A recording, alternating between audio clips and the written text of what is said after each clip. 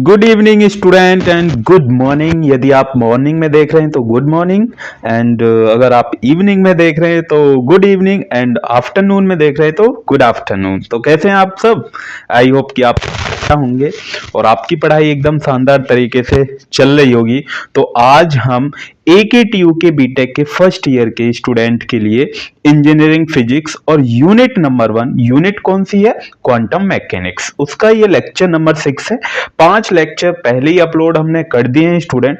अगर वो आपने नहीं देखे हैं तो हमारी प्लेलिस्ट बनी हुई है, वहां से जाके आप उन लेक्चर को देख सकते हैं। ठीक है ना स्टूडेंट? तो आज के जो लेक्चर में हम जो पढ़ने वाले हैं वो हम पढ़ेंगे वेव फंक्शन क्या होता है, और उसके साथ साथ फिजिकल सिग्निफिकेंस क्या होता है वेव फंक्शन का। दोनों ही टॉपिक्स जो हैं वेरी वेरी इंपॉर्टेंट हैं फॉर AKTU के एग्जाम में। 2 मार्क्स में पूछा जाता है कि व्हाट इज वेव फंक्शन। अगर ये किसी क्वेश्चन के साथ मर्ज करके आता है तब ये 7 मार्क्स में ये पूछा जाएगा। ठीक है ना? तो चलिए स्टार्ट करते हैं इस प्यारे से लेक्चर को हाई जोश और हाई एनर्जी के साथ। My name is Ankush Kumar and this is your beautiful सा चैनल। प्यारा सा चैनल है बीटेक पॉली बाई AK। यदि आपने सब्सक्राइब नहीं कर रखा है तो सब्सक्राइब करना मत भूलिएगा। ठीक है स्टूडेंट? अगर आपको इसके नोट्स चाहिए तो वो आपको हमारे टेलीग्राम में मिल जाएंगे, तो वहां से जाके इन नोट्स को डाउनलोड कर सकते हैं। ठीक है?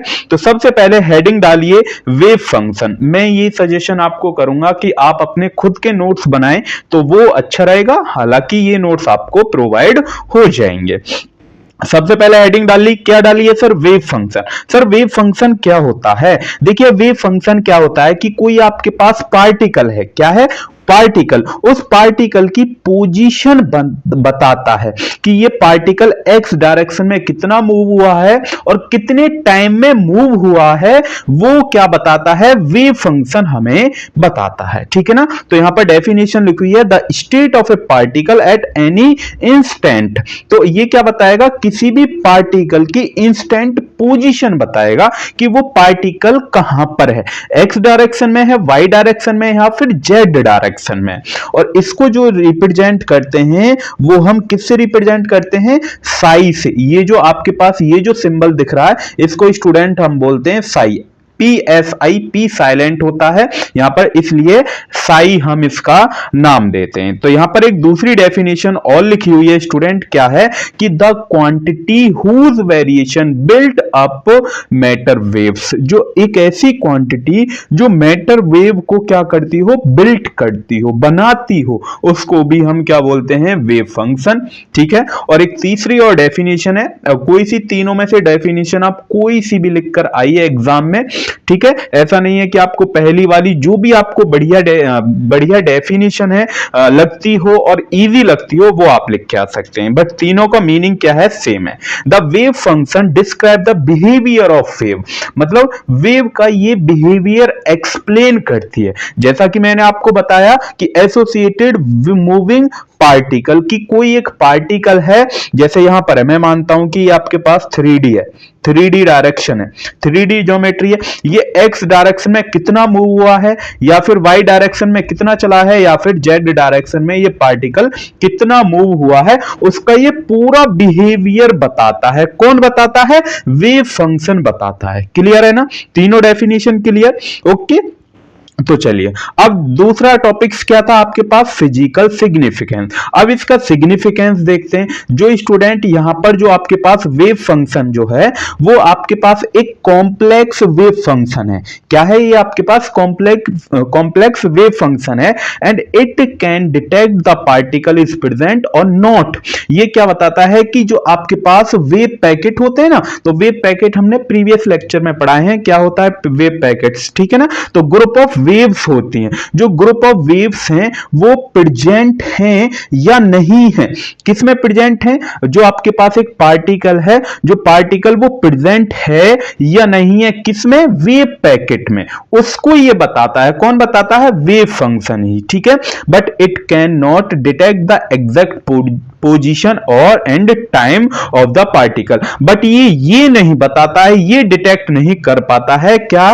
कि किसी भी पार्टिकल की एग्जैक्ट पोजीशन कहां है या किस टाइम में है। ठीक है, ये नहीं पता पाएगा किसी भी पार्टिकल की, ठीक है ना। तो पहला पॉइंट क्लियर हुआ फिजिकल सिग्निफिकेंस का, ठीक है। अब नेक्स्ट इसका क्या है कि ये आपके पास दो डेफिनेशन यहां पर लिखी हुई है, तो दोनों डेफिनेशन के अकॉर्डिंग देखिए यहां पर the square of its absolute value of a point at a point is the probability to finding, यहां पर हम क्या फाइंड द पार्टिकल प्रोबेबिलिटी निकालते हैं किसी भी पार्टिकल की describe by A wave function, जो वेव फंक्शन को डिस्क्राइब करती हो, ठीक है। तो ये इसका क्या होता है फिजिकल सिग्निफिकेंस। बेसिकली ये पॉइंट वेरी वेरी इंपॉर्टेंट है, अगर ये आप लिख के आते हैं तो आपको पूरे मार्क्स दिए जाएंगे, ठीक है। हालांकि दोनों पॉइंट आप लिख के आ सकते हैं, बट ये पॉइंट आप लिख के आएंगे तो गारंटी है कि कोई गलत नहीं करेगा, ठीक है। इसका दूसरी डेफिनेशन मतलब दूसरा ही पॉइंट यहां पर लिख रखा है मैंने कि the probability of finding A particle at any point in space x direction में भी हो सकता है, वाई जेड कोई भी डायरेक्शन में हो सकता है एट ए गिवन टाइम टी, ठीक है। और टाइम टी के रेस्पेक्ट में इज प्रोपोर्शनल टू द किसके प्रोपोर्शनल रहेगा, साई स्क्वायर के प्रोपोर्शनल रहेगा। इसको स्टूडेंट हम बोलते हैं प्रोबेबिलिटी डेंसिटी, या फिर यहां पर ये जो साई है इसको हम बोलते हैं प्रोबेबिलिटी एम्पलीट्यूड। जैसे यहां पर मैंने मैथमेटिकल की फॉर्म में लिख रखा है कि triple integration psi square d x d y z is equal to 1। तो ये आपके पास क्या होता है, नॉर्मलाइजेशन कंडीशन होती है। क्या होती है ये स्टूडेंट, नॉर्मलाइजेशन कंडीशन। अगर कोई आपसे पूछता है या आपके एग्जाम में क्वेश्चन आता है कि नॉर्मलाइजेशन कंडीशन क्या होती है, तब आपको ये जो टर्म है, ये जो मैथमेटिकल में लिखा है, ये आपको लिख कर आना है, ठीक है। तो यही आपके पास बेसिकली क्या होता है, फिजिकल सिग्निफिकेंस होता है। इसी को फिजिकल सिग्निफिकेंस हम बोलते हैं कि नॉर्मलाइजेशन कंडीशन को ही फिजिकल सिग्निफिकेंस बोलते हैं। अब यहां पर है कि द वैल्यू ऑफ एनर्जी, यदि कोई आपके पास पार्टिकल की एनर्जी आती है of which Schrodinger equation time independent हम अगले वाले लेक्चर में देखेंगे बेसिकली क्या है श्रोडिंगर इक्वेशन, कौन कौन सी होती हैं, can be solve are called eigen value. अगर हम एनर्जी की वैल्यू को सॉल्व करते हैं और वो एनर्जी की वैल्यू मतलब श्रोडिंगर इक्वेशन जो आएंगी टाइम इंडिपेंडेंट वाली को आएंगी, उनको यदि आप सॉल्व करते हैं तो वो जो सॉल्व करके जो भी वैल्यू आएगी उसको स्टूडेंट हम बोलते हैं आइगन वैल्यू, ठीक है। और उसकी जो the corresponding wave function is called eigen function, और जो फंक्शन जो आएगा जिसमें आप वैल्यू रखेंगे वो आपके पास आइगन फंक्शन आएगा। जब हम आपको क्या पढ़ाएंगे, श्रोडिंगर की इक्वेशन पढ़ाएंगे, तब जाके और ज्यादा क्लियर हो जाएगा कि आइगन वैल्यू क्या होती हैं और आइगन फंक्शन क्या होते हैं, ठीक है ना। तो बस अभी आप थोड़ी देर के लिए लेक्चर नंबर इससे नेक्स्ट कोई लेक्चर नंबर 7 में हम आपको pढ़ाएंगे कि क्या आइगन वैल्यू कौन सी होती है, आइगन फंक्शन क्या होता है, तो वहां से और ज्यादा क्लियर हो जाएगा। अब उसके बाद हम पढ़ते हैं characteristics of wave function. Wave function की कुछ कैरेक्टरिस्टिक्स भी पूछ ली जाती हैं आपके एग्जाम में, तो इट इज इंपॉर्टेंट। देन यहां पर आपके पास पहला पॉइंट लिखा है, क्या है, द वेव फंक्शन मतलब Sai must be finite everywhere. देखिए जो आपके पास क्या है कि वेव फंक्शन जो साई है, साई हमेशा मस्ट बी मतलब ऑलवेज क्या होना चाहिए, फाइनाइट एवरीवेयर, हर जगह फाइनाइट वैल्यू आनी चाहिए इसकी। ऐसा नहीं है कि इसकी वैल्यू इनफाइनाइट आ रही है, ठीक है। तो यहां पर क्या है, मींस क्या है कि wave function should have finite value और ए जीरो वैल्यू। फाइनाइट का मतलब होता है जिसे हम काउंट कर सकते हैं स्टूडेंट, जैसे 1 2 3 4 5 ये जितनी भी वैल्यू हैं वो सभी आपके पास क्या है, फाइनाइट वैल्यू, या फिर ऐसा हो सकता है उसकी वैल्यू कितनी आएगी, 0 आएगी। तो पहली कैरेक्टरिस्टिक समझ में आई, ओके। देन उसके बाद दूसरी कैरेक्टरिस्टिक्स है कि इसकी सिंगल वैल्यू आएगी। ऐसा नहीं है किसी एक पॉइंट पर 2 वैल्यू आ रही हैं, ठीक है, हमेशा किसी एक पॉइंट पर एक ही वैल्यू आएगी, ठीक है, at one particular point of a space and time, ठीक है। जैसे सपोज यहां पर ये आपके पास है एक्स डायरेक्शन, यहां पर एक्स की वैल्यू मैं मानता हूं कि एक्स की वैल्यू 2 आई है, एक्स की वैल्यू 2। ऐसा नहीं है कि कुछ टाइम बाद यहां पर एक्स की वैल्यू 3 आ जाए, 4 आ जाए, 5 आ जाए, ऐसा नहीं हो सकता। केवल क्या है कि it must have a single value, केवल सिंगल वैल्यू रहेगी।